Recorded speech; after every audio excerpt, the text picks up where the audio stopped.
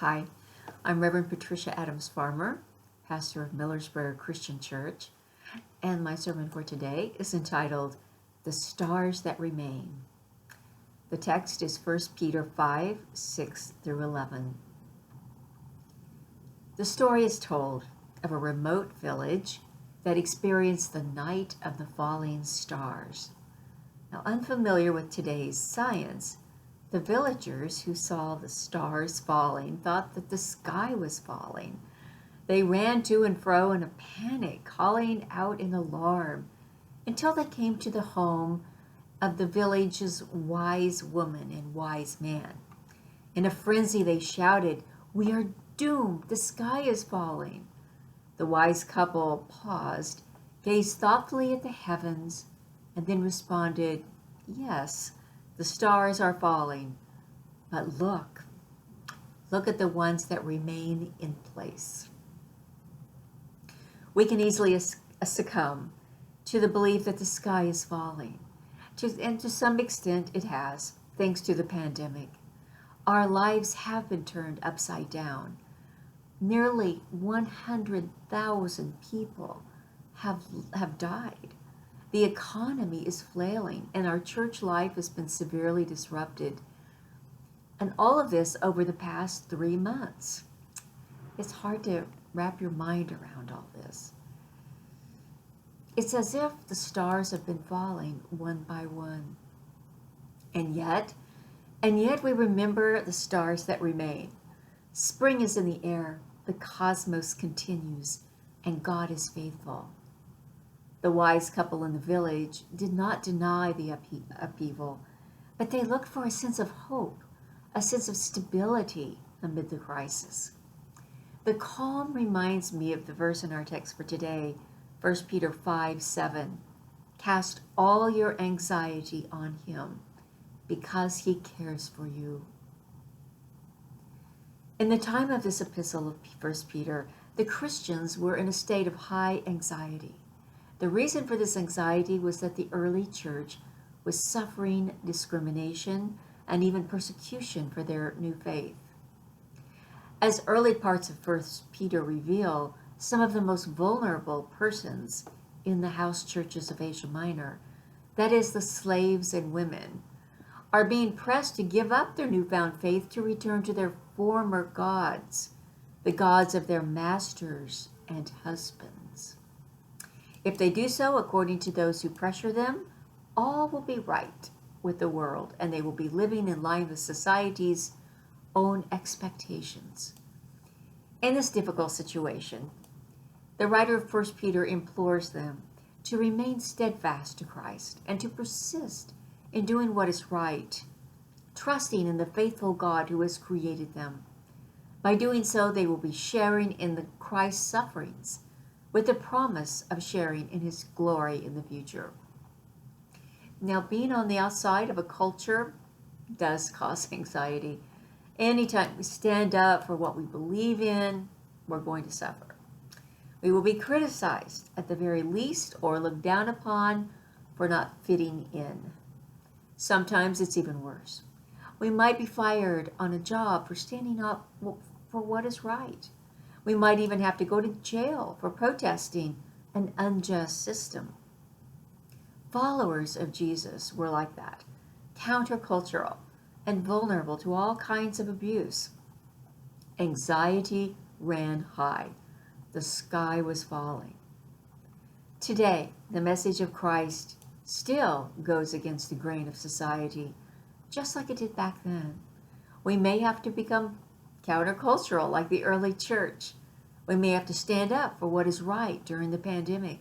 Stand up for the vulnerable, the elderly, the homeless, minorities, and all those who bear the brunt of the risk.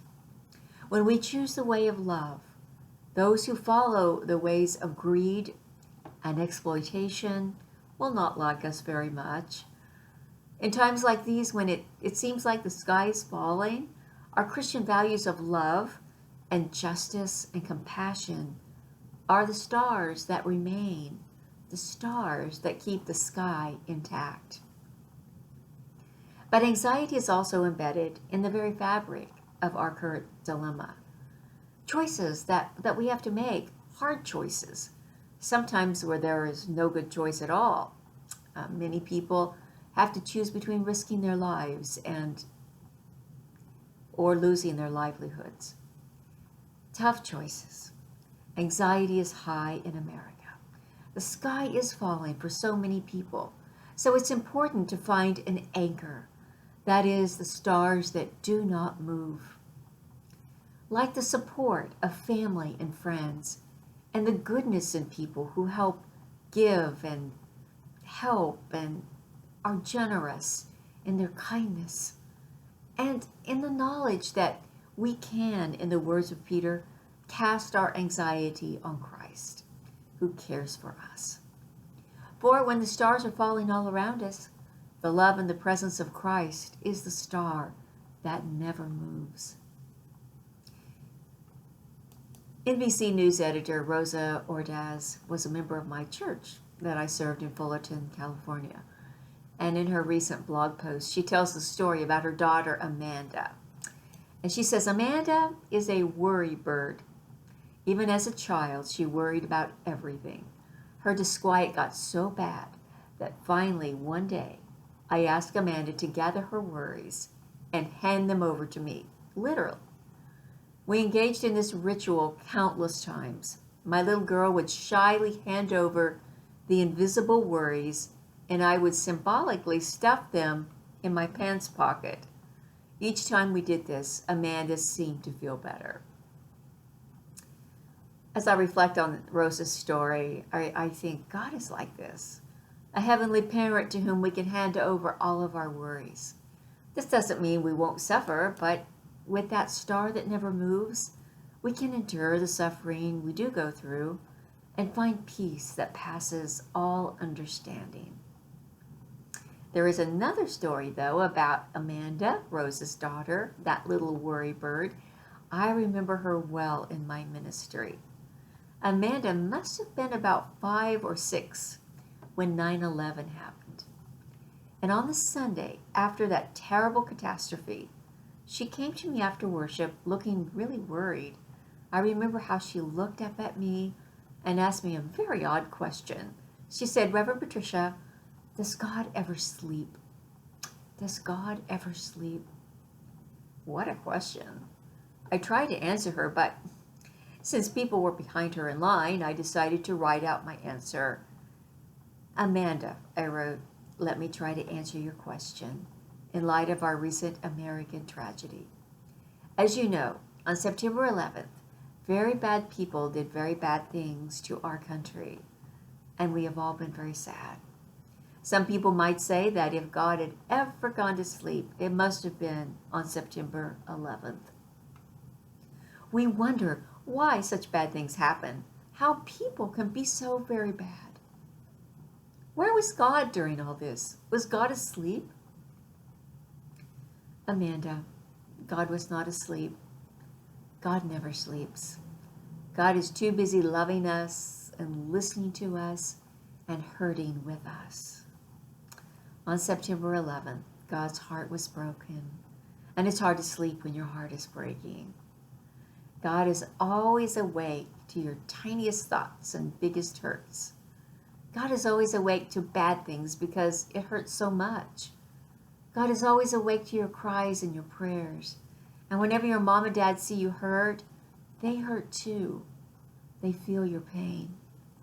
God feels our pain as a heavenly parent and holds us close as a mom or dad. No, Amanda, God never sleeps. God's eyes are always open to see your beautiful smile. And sometimes, maybe even a lot of times, there are tears in God's eyes. Don't worry, Amanda. God is never off taking a nap.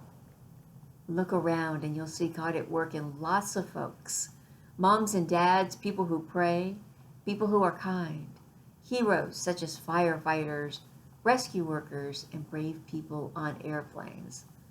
Whenever you think God is sleeping, if you look in these places, you'll find God very much awake. This is where God lives and works without even yawning once. Yes, Amanda, God is very much awake in people just like you. And so it is today. We may be worried. We may be worried birds like Amanda. I know I am. We sometimes feel like the sky is falling, like God is asleep as we watch the mounting death toll, and shudder at the lack of control we feel as we witness with heavy hearts people losing their jobs or businesses one by one like falling stars. Sometimes we need a mother to take our worries and put them in her pocket. So today, let us cast our anxiety on Christ, who cares for us. The pandemic challenges us to look for the unchanging amid the faltering, the stars that don't move. For me, the unchanging is the reality that love never ends, that my values are worth suffering for, that Christ is alive. In the words of Frederick Buechner, here is the world. Beautiful and terrible things will happen. Don't be afraid. Amen.